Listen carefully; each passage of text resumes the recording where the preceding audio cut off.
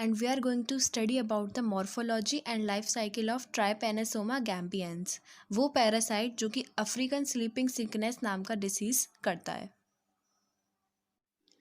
Trypanosoma gambiense की life cycle दो host में कंप्लीट होती है, that is human and tsetse fly. अब इसमें ह्यूमन जो होते हैं वो प्रिंसिपल होस्ट होते हैं, यानी डेफिनेट होस्ट होते हैं, जिनके अंदर वो जो पैरासाइट होता है अपनी सेक्सुअल मेच्योरिटी अटेन करता है। उसके बाद दूसरा होता है वैक्टर, यानी कि इंटरमीडिएट होस्ट, जो एक प्राइमरी होस्ट से दूसरे प्राइमरी होस्ट तक इन्फेक्शन को फैलाता है, वो होता है वैक्टर, जो यहाँ पे है टैट्सीफ्लाई। और उसके बाद कुछ आते हैं रिजर्वॉयर होस्ट, जिनके अंदर जो पैरासाइट है कुछ टाइम तक स्टे करता है, लेकिन वहाँ पे वो ना तो अपना डेवलपमेंट करता है ना ही कोई एक्टिविटी करता है। तो उन होस्ट को हम बोलते हैं रिजर्वॉयर होस्ट, जो कि यहाँ पे हैं पिग्स, बफेलोज और भी कुछ एंटीलोप्स की तरह और भी ऑर्गेनिज्म हो सकते हैं। अब हम इसकी मॉर्फोलॉजी पढ़ेंगे, यानी स्ट्रक्चरल डिटेल्स पढ़ेंगे। तो ट्राइपेनोसोमा गैम्बियंस एक माइक्रोस्कोपिक पैरासाइट है जिसका स्ट्रक्चर लीफ की तरह होता है। इसके पास एक फ्लैजिलम होता है मूवमेंट करने के लिए।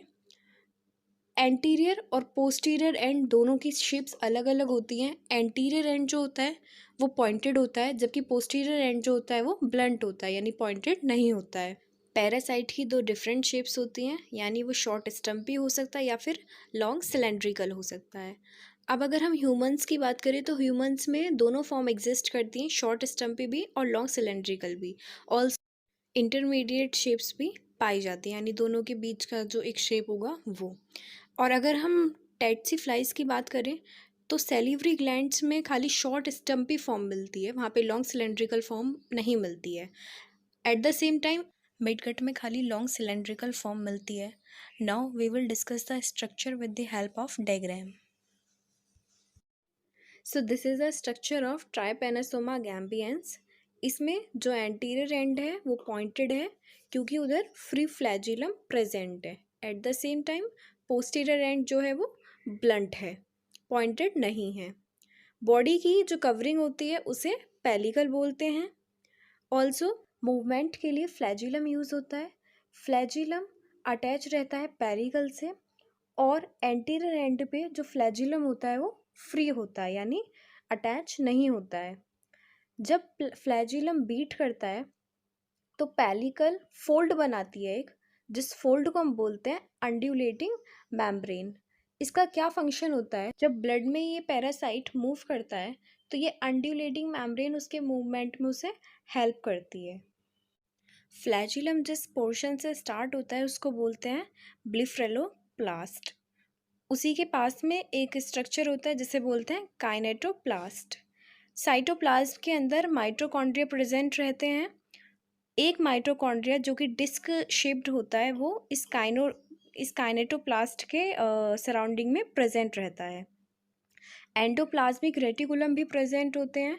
कुछ एंडोप्लाज्मिक रेटिकुलम पे राइबोसोम्स प्रेजेंट होंगे, यानी वो रफ एंडोप्लाज्मिक रेटिकुलम होंगे, जबकि कुछ एंडोप्लाज्मिक रेटिकुलम के सरफेस पे राइबोसोम्स प्रेजेंट नहीं होंगे।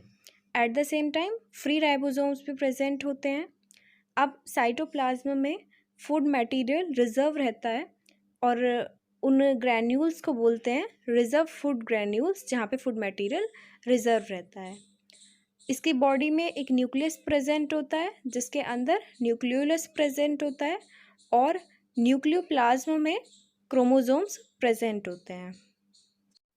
Now this is the whole life cycle of the parasite. Life cycle जो होती है वो डायजेनेटिक होती है ट्राइपेनोसोमा की, मतलब उसको दो होस्ट चाहिए अपनी लाइफ साइकिल को कंप्लीट करने के लिए, जिसमें हमारा प्रिंसिपल होस्ट होता है ह्यूमन एंड वेक्टर होता है, या फिर बोलें कि इंटरमीडिएट होस्ट होता है टी सेट फ्लाई। उसके बाद ह्यूमन बॉडी में ये पैरासाइट रहता कहाँ पे है, तो ब्लड के अंदर एंटर करने के बाद ये ब्लड सेल्स में नहीं जाता है, लेकिन ब्लड प्लाज्मा के अंदर अपनी ग्रोथ करता है। नाउ इस लाइफ साइकिल में जो ऊपर वाला पोर्शन है उसमें जितने भी फेजेस होते हैं वो ह्यूमन के अंदर होते हैं, और नीचे वाला जो पोर्शन है वो उसमें जितने भी फेजेस होते हैं वो टी सेट फ्लाई के अंदर होते हैं। तो हम दोनों पोर्शन को अलग अलग स्टडी करेंगे और उस तरीके से पूरे लाइफ साइकिल को समझेंगे। तो सबसे पहले हम पढ़ेंगे ह्यूमन के अंदर जो फेजेस होते हैं उनके बारे में। सबसे पहले ह्यूमन में क्या होगा, टेट्सी फ्लाई के थ्रू इन्फेक्शन होगा। टेट्सी फ्लाई मेटासाइक्लिक फॉर्म को लाएगी अपने सैलिवरी ग्लैंड्स में और जिसको ह्यूमन ब्लड में वो इंजेक्ट कर देगी। ह्यूमन ब्लड में जो पैरासिटिक फॉर्म होती हैं वो सेल्स के अंदर एंटर नहीं करती है, लेकिन ब्लड प्लाज्मा के अंदर रहती हैं। तो सबसे पहले मेटासाइक्लिक फॉर्म लॉन्ग सिलेंड्रिकल फॉर्म में बदल जाएगी जब वो ह्यूमन ब्लड के अंदर एंटर करेगी। उसके बाद पैरासाइट डिवाइड होना स्टार्ट कर देते हैं। लॉन्गिट्यूडिनल बाइनरी फिजन से वो डिवाइड करेंगे, अपनी जो पॉपुलेशन है उसे इंक्रीज़ करेंगे।